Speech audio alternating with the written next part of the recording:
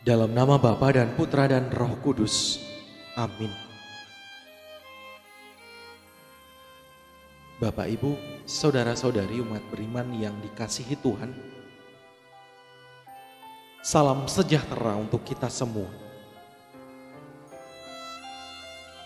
Hari ini adalah Selasa dalam pekan biasa yang ke-17. Pertama-tama, izinkan saya dan seluruh kru Pijar Hati Katolik mengucapkan selamat ulang tahun kepada Anda sekalian yang merayakannya hari ini. Semoga Tuhan, sumber segala berkat, menganugerahkan kesehatan jiwa dan raga,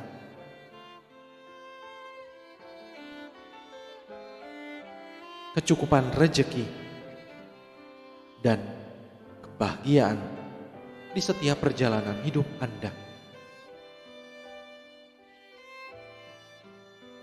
Mari kita juga bersama-sama berdoa, menggabungkan doa-doa kita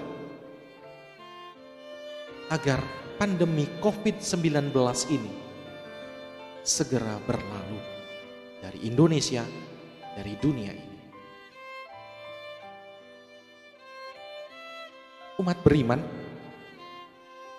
kita sebagai orang Kristen yang telah menerima sakramen baptis harus mampu menjadi saluran berkat Allah bagi sesama. Sama seperti dalam bacaan pertama, Musa yang memiliki kedekatan secara pribadi kepada Tuhan menjadi pembawa pesan dan nasihat dari Tuhan kepada bangsa Israel. Musa juga menjadi pembawa segala doa-doa dan permohonan bangsa Israel kepada Tuhan. Alangkah berharga dan mulianya hidup kita ketika kita mampu menjadi saluran berkat dari Tuhan kepada sesama. Orang yang seperti itu akan bercahaya laksana matahari yang berkenan kepada Allah Bapa, sebagaimana disampaikan dalam Injil.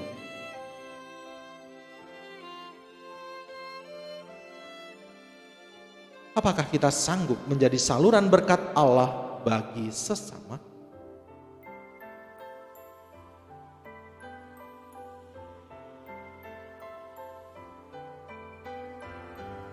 Sebentar lagi kita akan mendengarkan sabda Tuhan.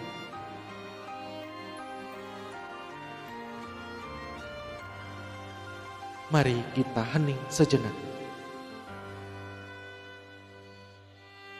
Kita sadari bahwa kita hanyalah manusia yang penuh salah dan dosa,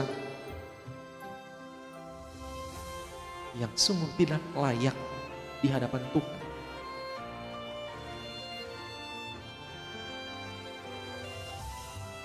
Mari kita mohon ampun. Mari kita bersihkan hati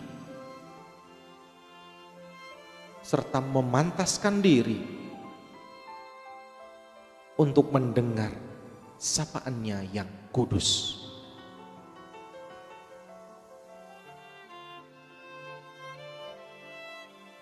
Haleluya, haleluya, haleluya.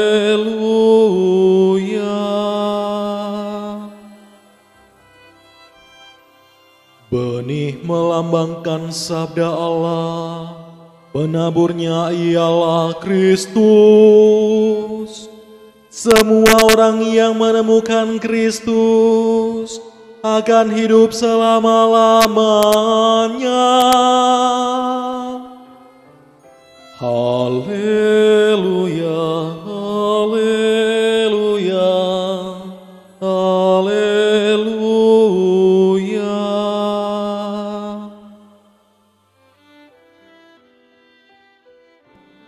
Semoga Tuhan beserta kita sekarang dan selama-lamanya. Inilah Injil suci menurut Matius. Dimuliakanlah Tuhan. Pada suatu hari, Yesus meninggalkan orang banyak lalu pulang.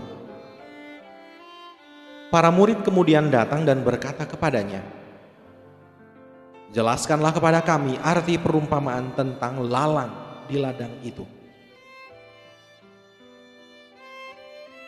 Yesus menjawab, "Orang yang menaburkan benih baik ialah Anak Manusia. Ladang itu ialah dunia. Benih yang baik adalah anak-anak kerajaan, dan lalang adalah anak-anak si jahat. Musuh yang menaburkan benih lalang ialah iblis. Waktu menuai ialah akhir zaman, dan para penuai itu malaikat. Maka seperti lalang itu dikumpulkan dan dibakar dalam api, demikian juga pada akhir zaman. Anak Manusia akan mengutus malaikat-malaikatnya, dan mereka akan mengumpulkan segala sesuatu yang menyesatkan dan semua orang yang melakukan kejahatan dari dalam kerajaannya. Semuanya akan dicampakkan ke dalam dapur api. Di sanalah akan terdapat ratapan dan kertak gigi. Pada waktu itulah orang benar akan bercahaya seperti matahari dalam kerajaan Bapa mereka. Siapa bertelinga, hendaklah ia mendengarkan."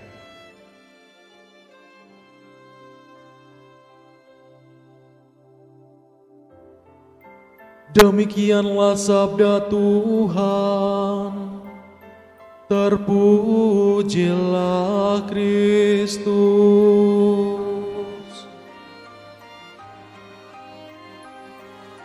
Benih yang baik dalam hidup.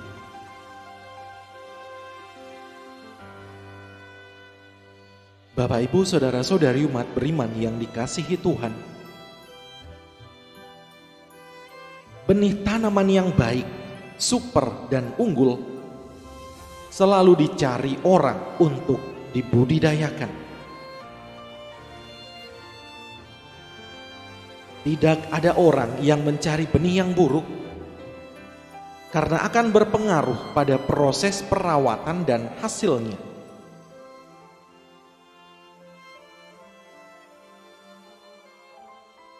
Seperti benih tanaman yang baik, super dan unggul, sabda Tuhan dan semua kebaikannya diwartakan dan ditawarkan kepada semua orang. Yesus, sang pemilik benih sabda dan semua kebaikan itu, selalu terbuka bagi setiap orang yang membutuhkannya. Benih ditawarkan dan ditaburkan di ladang hati setiap anak. Di ladang hati itulah benih yang baik diharapkan untuk bertumbuh.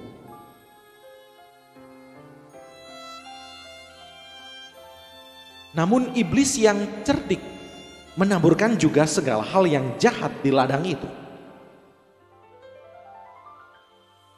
Akibatnya, bibit baik yang ditaburkan tumbuh terhimpit oleh benih kejahatan semaian si iblis. Hasilnya jelas, sulit mendapatkan panenan yang berlimpah seperti yang diharapkan. Ini memberi kita gambaran bahwa segala usaha yang bertujuan baik dan benar tidaklah selalu mudah bertumbuh. Ada banyak tantangan dan hambatan yang merintang dengan tujuan supaya usaha tersebut tidak berhasil. Niat baik saja belum tentu cukup. Orang perlu berusaha mencari cara baru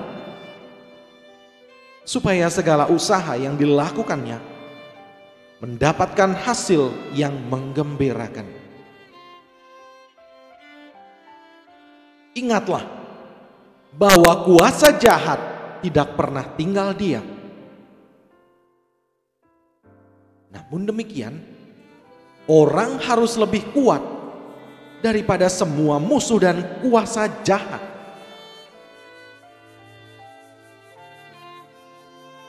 Oleh karena itu, kita mesti mengetahui kekuatan apakah yang harus dimiliki supaya bisa menghadapi himpitan kuasa kejahatan itu.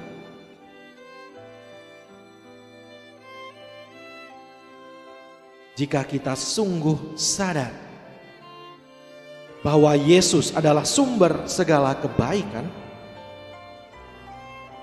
maka kita juga akan sadar bahwa Dia tentu tahu semua hal yang memungkinkan supaya kebaikan itu bisa hidup dan berbuah.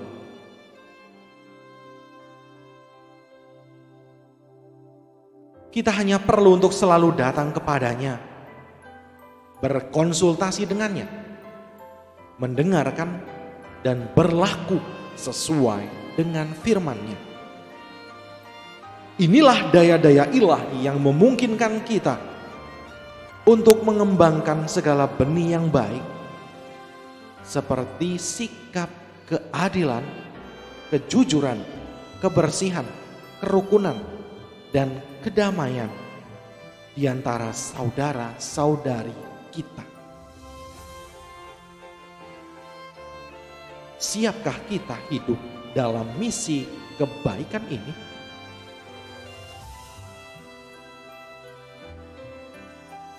Semoga. Marilah kita berdoa.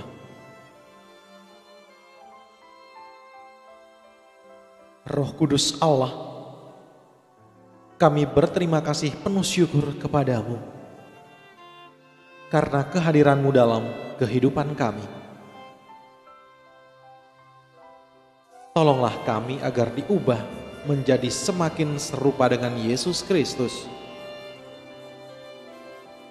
Biarlah kuat kuasa-Mu mengalir di dalam dan melalui diri kami, sehingga semakin hari kami semakin berani bersaksi tentang firman Allah yang hidup, yakni Yesus Kristus sendiri. Dialah Tuhan dan pengantara kami, kini dan sepanjang masa. Amin. Kemuliaan kepada Bapa dan Putra dan Roh Kudus, seperti pada permulaan, sekarang, selalu, dan sepanjang segala abad. Amin. Dalam nama Bapa dan Putra dan Roh Kudus. Amin.